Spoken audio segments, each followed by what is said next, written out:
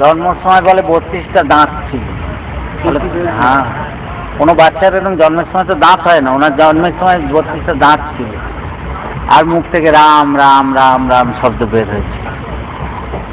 এখন গ্রামের মূর্খ লোক তাই দেখে বললো যে উড়ি বাবারি, এই রাক্ষস না ব্রহ্মদৈত্য না কি মহা অপায়া। আর জন্মের পর মা মারা যান, তাহলে মাকে খেয়েছে। আর 3 মাস বয়সে বাবা, মা বাবা সবই চলে গেছে, অন্যদের দয়ায় মানুষ হয়েছে। তবে ওনার পরবর্তীকালে ওনার এখানে যে গ্রামের গুরু ছিল পণ্ডিত নরসিংহ দাস, তিনি ওনাকে নিজের কাছে রেখে পড়িয়েছেন, সব কিছু করিয়েছেন। তারপর বিয়ে হলো রত্নাবলী।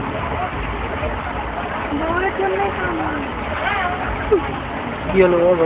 বইয়ের জন্যই তো তুলসীদাস ঘর ছেড়েছে।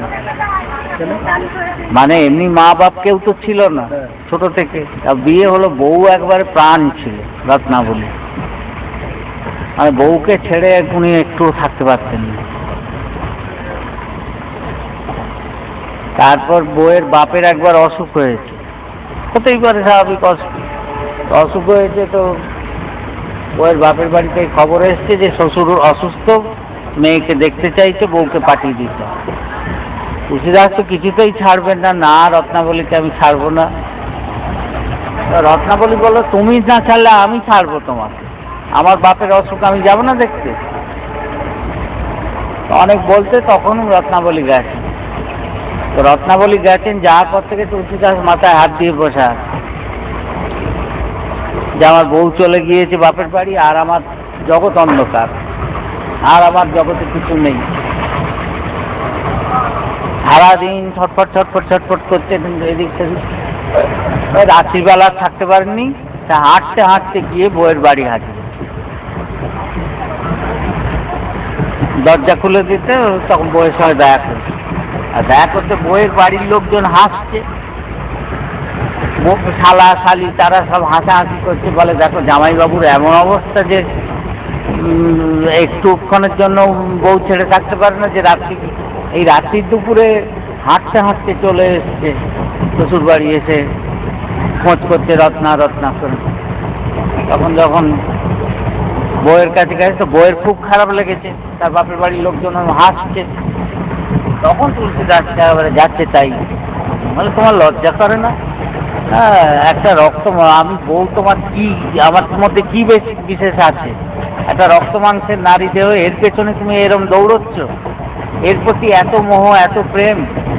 এই আমার এই শরীরের প্রতি তোমার যে টান, সেই টান যদি প্রভু শ্রীরামের প্রতি হতো তাহলে তুমি তরে যেতে। তোমার গতি হয়েছে যে আমার একটা সামান্য নশ্বর দেহের প্রতি, নারী দেহের প্রতি তোমার এত আকর্ষণ, আমি তোমায় ঝাঁটা মেরে দূর করে দেব। বউ তখন ঝাঁটা নিয়ে আসে, বলে ঝাঁটা মারতে মারতে তোমায় আমি বেরো বাড়ি থেকে, আমার বাপের বাড়ি। আর লজ্জা করে না তুমি এই মাঝরাত্রে ছুটে এসছো? বউ যখন তাড়িয়ে দেয়, বের করে দেয় বাড়ি থেকে, তখন ওনার মধ্যে চেতনা হয় যে সত্যি তো। তখন ঠিক করলেন যে হ্যাঁ, এখন যদি ভালোবাসি তো প্রভু শ্রীরামকেই ভালোবাসবো, আর কাউকে। এই যে বউয়ের কাছে লাঠি ঝাঁটা খেয়ে বেরোলেন, বলেন আর আমি রাম ছাড়া আর কার দিকে তাকাবো। তখন থেকে রাম রাম রাম রাম না দেখে।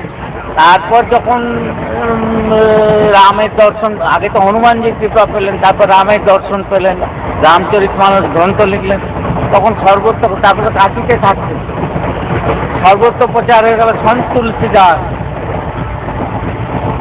তখন বুড়ো বয়সে, খুব বৃদ্ধ, কাশিতে অতিঘাটে থাকেন, বউ শুনেছে যে স্বামী এরম হয়েছে, তখন রত্নাবলী গেল, কাশিতে গেল, এখান থেকে কাশিতে গেল দেখা করতে। তখন তুলসীদাসও বুড়ো, রত্নাবলীও বুড়ি। তো যখন রত্নাবলী দেখা করতে গেল, তো তুলসীদাস বলেন আমি দেখা করবো না, আমি সন্ন্যাস নিয়েছি, আমি স্ত্রী মুখ দর্শন করবো না, আমি মেয়ে ছেলের মুখ এমনি মেয়েদের দেখি না, তারপর পত্নী মুখ দর্শন করবো না। তো যখন রত্নাবলীকে বললো, খবর দিল তুলসীদাস যে না আমি দেখবো না, বইয়ের মুখ দেখবো না।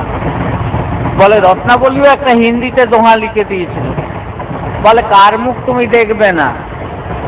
সেদিন যদি রত্নাবলী তোমায় ঝাড়ু মেরে না দূর করতো, তাহলে লোকে একটা স্ত্রী ভক্ত তুলসীদাস পেত, রাম ভক্ত তুলসীদাস হতো না। আজকে যে রাম ভক্ত তুলসীদাস বলে সারা ভারতে যার নাম ছড়িয়েছে, রত্নাবলী যদি না তাড়াতো তো তাহলে এই তুলসীদাস হতো না। রত্নাবলী যখন এইটা বলে পাঠালো, তুলসীদাস এসে রত্নাবলীর চরণে সাষ্টাঙ্গে বলে তুমি আমার প্রথম গুরু। বলো ঠিক আছে, তুমি আজ থাকো আমার কাছে, কিন্তু আমার স্ত্রী হয়ে নয়, আমার গুরু বলে। তোমাকেও আমি গুরু বলে মেনে নিই, তুমিও আমার গুরু। হ্যাঁ, কারণ তুমি সত্যি না তাড়ালে তো আমার এই চেতনা জাগতো না, তোমার কাছে লাথি না খেলে আমার তো এই চেতনা রামের প্রতি অনুরাগ হতো না। রত্নাবলীও ছিলেন সঙ্গে, মর্যাদায়।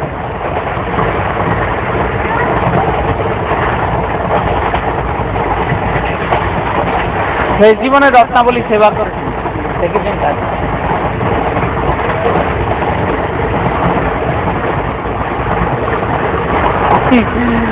তুমি মাধুকরীর কথা বলতে আমার মনে পড়লো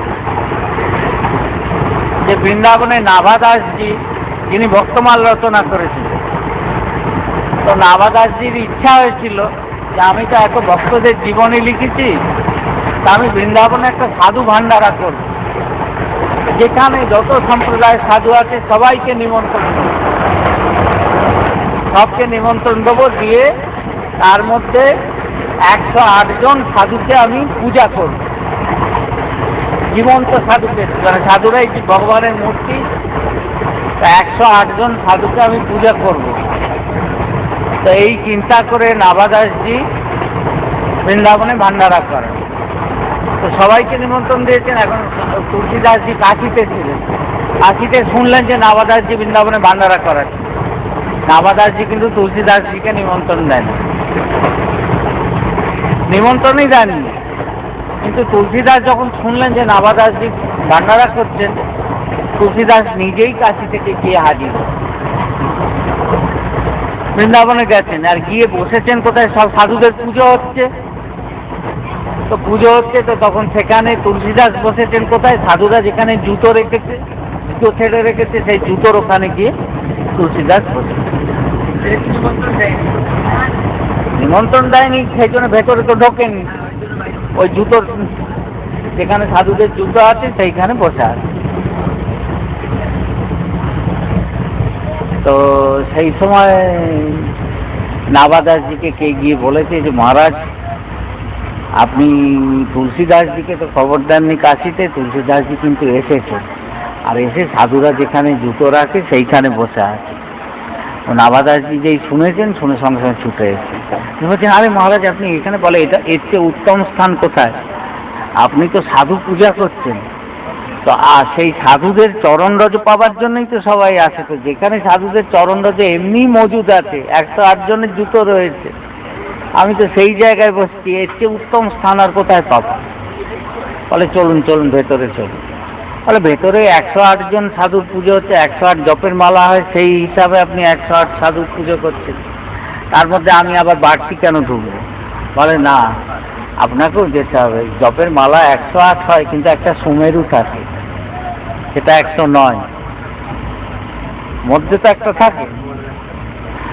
তো 108 জন সাধুরা থাকবে, আর আপনি তার মধ্যে সুমেরু হয়ে গিয়ে বসবেন, আপনি চলুন।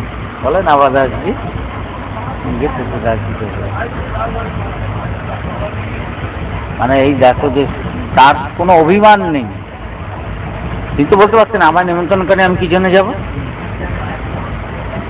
যেখানে শুনেছেন যে ভক্তদের বলে এই সাধু দর্শন হবে, সেই শুনে নিজেই চলে এসছেন। মানে প্রকৃত সিদ্ধ মহাপুরুষের আচরণ এইরকম। এমনি অহংকারী সাধু বলে তো বা আমার নিমন্ত্রণ দেন, নিমন্ত্রণ দেখতে